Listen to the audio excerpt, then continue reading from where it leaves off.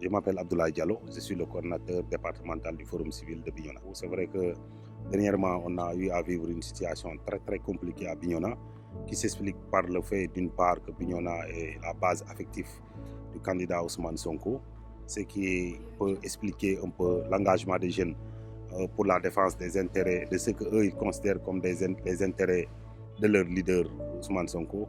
Et ça nous a valu à nous, citoyens de Bignona, énormément de désagréments et énormément de difficultés. On a assisté à des scènes de troubles à l'ordre public qui n'ont malheureusement pas épargné, que ce soit les marchés et surtout les établissements scolaires. Tout à fait, la situation, on a assisté à des scènes de combat qui opposaient les manifestants d'une part et les forces de défense et de sécurité de l'autre part.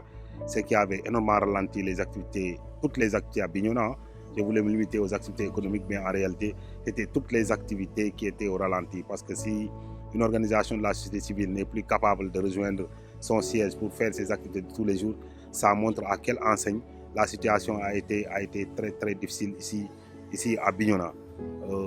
Il semblerait qu'il y ait des blessés des deux côtés, que ce soit du côté des forces de l'ordre que du côté des manifestants. Ce que nous en tant qu'organisation de la société civile, nous déplorons énormément parce que nous pensons que entre manifestants et forces de l'ordre, il n'y a pas de place à l'animosité.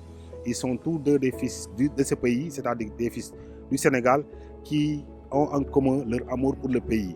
Les uns à travers un engagement politique, les autres à travers leur serment de défendre l'intégrité territoriale.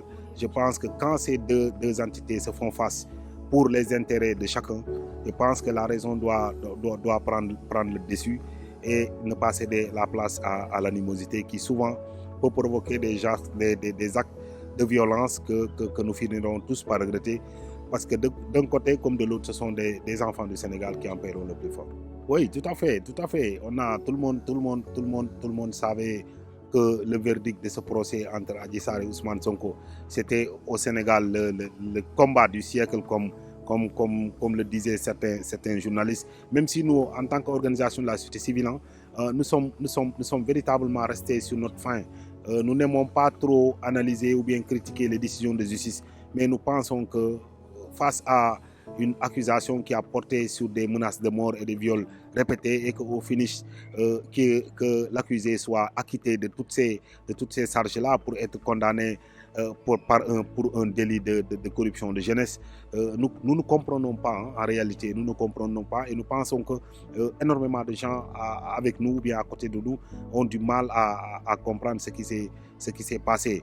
Et je pense que c'est ça qui a motivé d'ailleurs cette violence qu'on a vue du côté de la jeunesse, surtout de la jeunesse qu'on appelle la jeunesse patriotique, qui a bloqué pratiquement l'économie de Bignona, qui est une commune ou bien un département qui sort la tête d'une crise qui a duré pendant plus de 30 ans et qui commençait un peu à sourire. Et cette situation-là a bloqué pratiquement toute l'économie. Moi, j'en ris, honnêtement. Quand j'entends les gens parler des grandes enseignes qui ont perdu des milliards, on nous dit que, par exemple, Auchan a perdu des milliards. Mes pensées vont à l'endroit des braves femmes qui, le long de la route nationale et la route nationale 4 et 5, se battent chaque jour pour nourrir leur famille. C'est des femmes qui viennent le matin pour vendre à 11h, aller acheter à manger, aller faire le marché pour nourrir leurs enfants.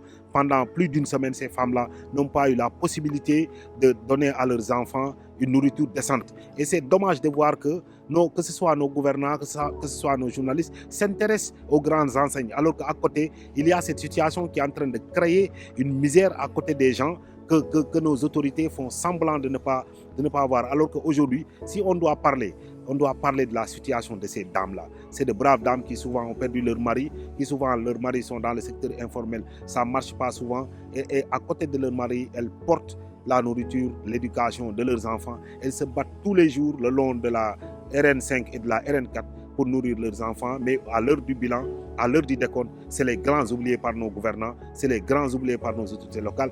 Personne ne parle d'eux si ce n'est les organisations de la société civile. Mais tout à fait.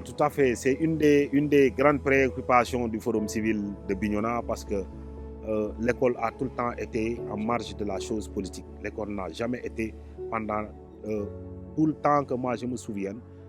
L'école, il n'y a que l'université qui est le temple du savoir, qui est le théâtre des ambitions politiques qu'on voyait. Mais les établissements scolaires de seconde zone étaient épargnés.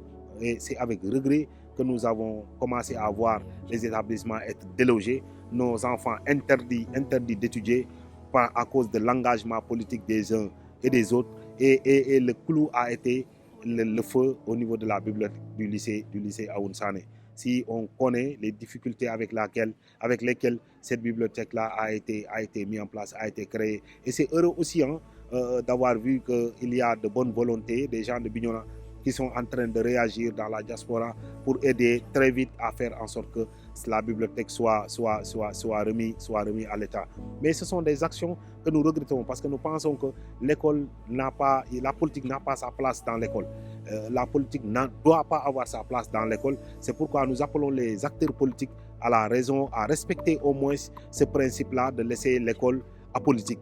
Parce que ça a tout le temps été le cas depuis plusieurs années et nous espérons que cet appel sera entendu et que la prochaine fois, on ne le souhaite pas qu'il y ait une prochaine fois, mais s'il doit y avoir une prochaine fois, que les établissements scolaires soient épargnés. Aujourd'hui, c'est à cause de l'arrestation d'enseignants que depuis 2 semaines, nos enfants ne vont pas à l'école. C'est heureux aussi de constater que la situation est en train de revenir à la normale parce que nous avons appris que les sanctions contre les professeurs de Djouloulou ont été levées par le ministère de l'Éducation, ce que nous saluons et nous en profitons pour lancer un appel à l'endroit du procureur de la République pour plus de clémence à l'endroit de ces enseignants-là arrêtés à cause de leur engagement et de leurs convictions politiques pour que au moins le groupe des syndicats enseignants puisse lever le mot d'ordre à Bignona et permettre à nos enfants de pouvoir étudier dans d'excellentes conditions.